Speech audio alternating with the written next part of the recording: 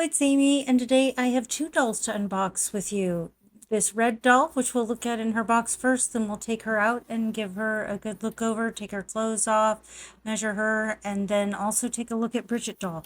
These were the two that I thought were the prettiest of the Descendants Rise of Red dolls in the newest release. I thought they had the best costumes, the best faces, and was excited about getting them. So I've gotten these two and pulled them out and measured them. They're standard 11-inch Barbie doll height. And I like the artwork on the boxes, the photographs of the characters in the movie. I know the movie just released the Friday before I'm editing this, and we're really excited. I have the dolls all set up on the coffee table, and we're going to have popcorn after dinner tonight. We plan on watching the movie and making a big affair out of it. We spent all day yesterday watching the first three movies, right? Yeah, first three movies, so that we could build up to the big event today.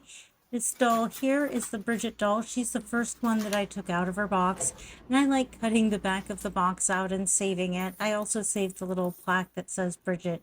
It would have been nice if these came with doll stands. They're pretty cute. They do fit on the standard size doll stand that you can get from Amazon, AliExpress, or probably Temu as well. She came with this cute little cupcake on a platter.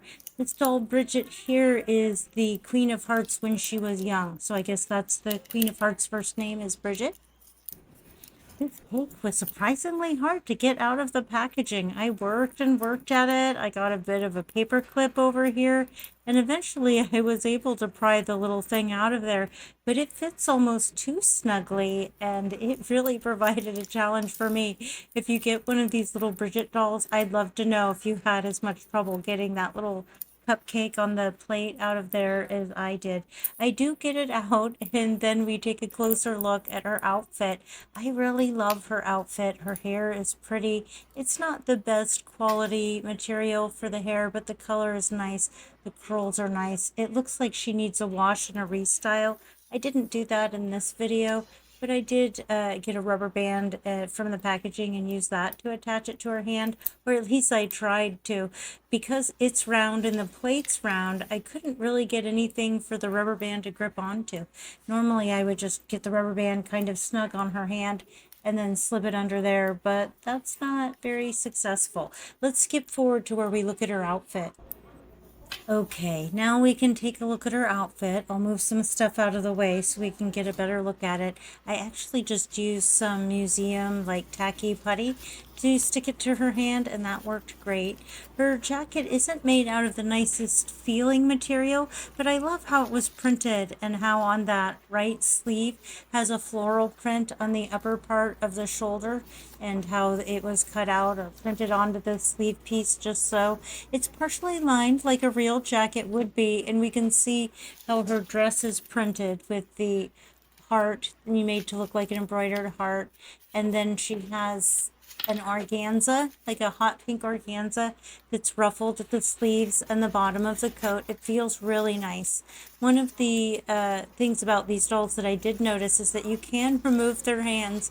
It is a bit hard to get it back in, and I was kind of nervous after I got the hand out that I wasn't going to get it back in.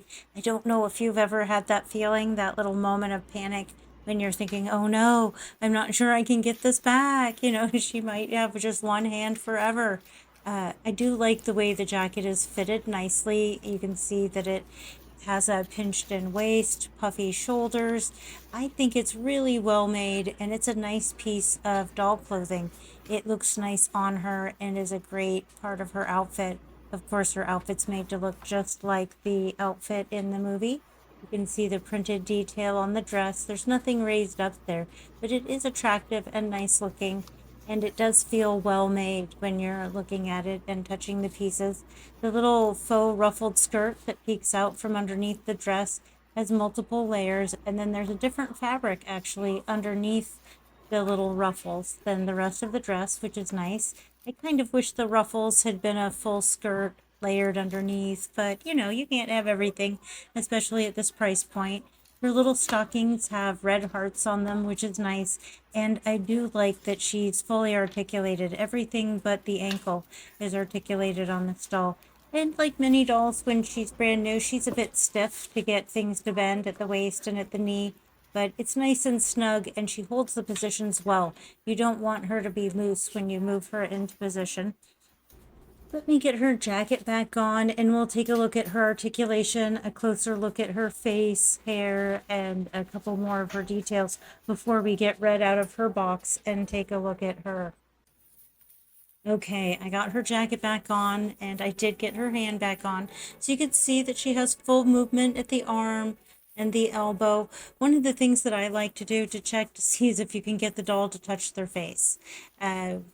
We can't really, I don't think with these dolls, get the doll to touch their face. I mean, I can, but not in a pose. She wouldn't be able to hold the pose touching her face.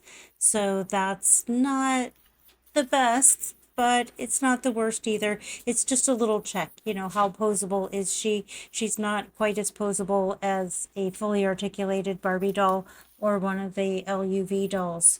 But she is nice. She's cute. I like how she poses. And I do like that they kept her at an affordable price point. I was really surprised. Here's me with the putty getting the cupcake, showing you how I get the cupcake to stick. But I was a little bit surprised how many dolls they released for the movie before the movie were out, or at least that we could see listed on Amazon or other online shopping sites. I did see that the dolls are officially not released until either Monday the 15th or Tuesday the 16th, depending on the doll. Like the Queen of Hearts doll, she isn't officially released, I don't think, until tomorrow. She was available for pre order on Target, and I think the other websites had her listed but just showed her out of stock. So I would expect that tomorrow and the next day, those will show available in stock since that's their official release date. But perhaps they did sell out early because they were selling some of the dolls early. I thought I had a chance to pick any of the dolls I wanted when I initially picked out these two.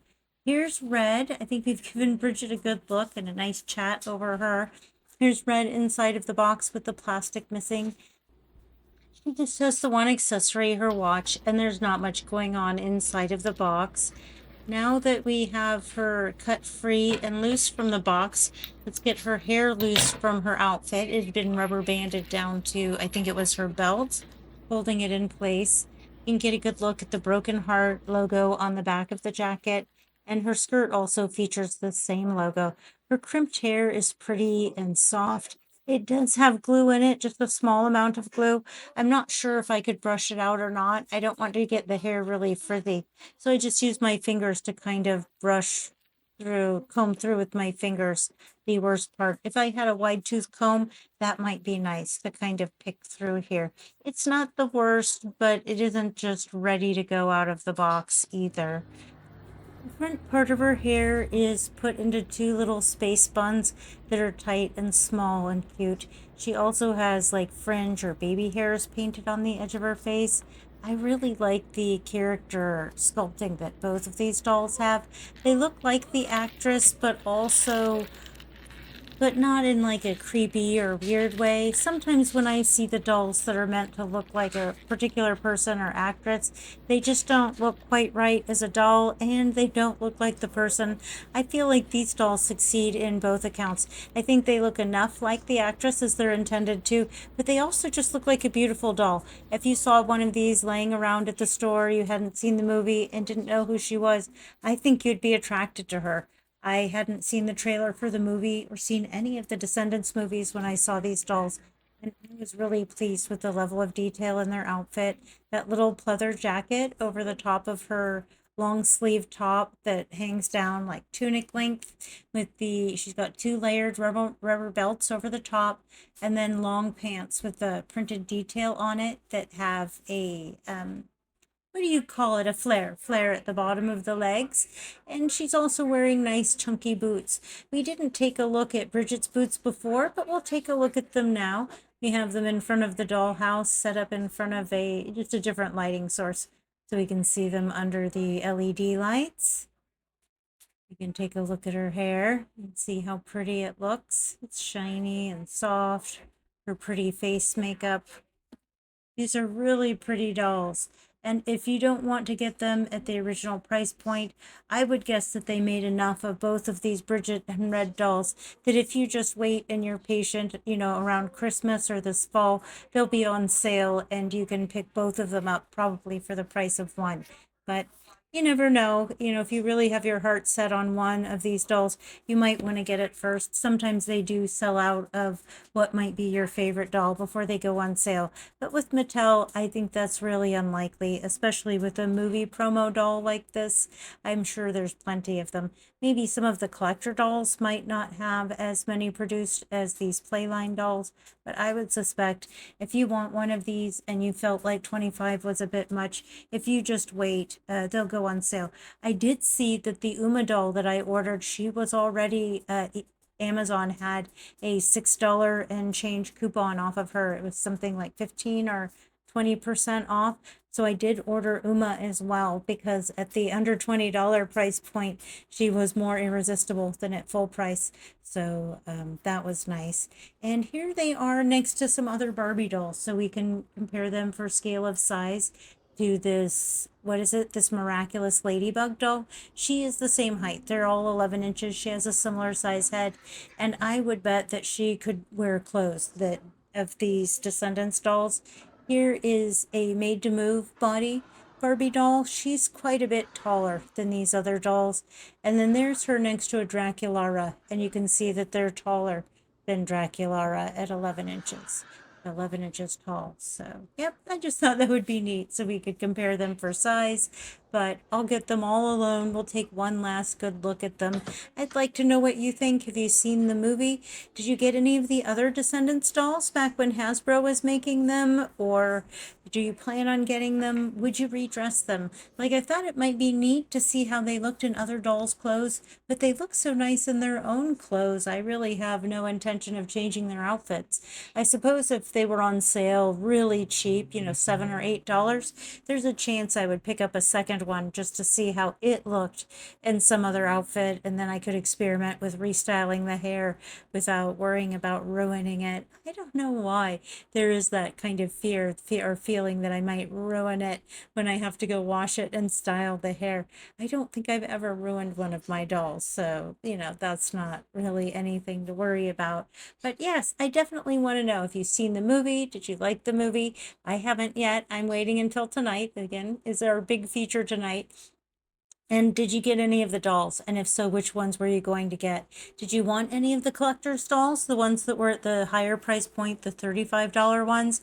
The one that come in the books with surprises, the Queen of Hearts. Again, they have several different quality lines and levels available of these dolls with different gimmicks and features.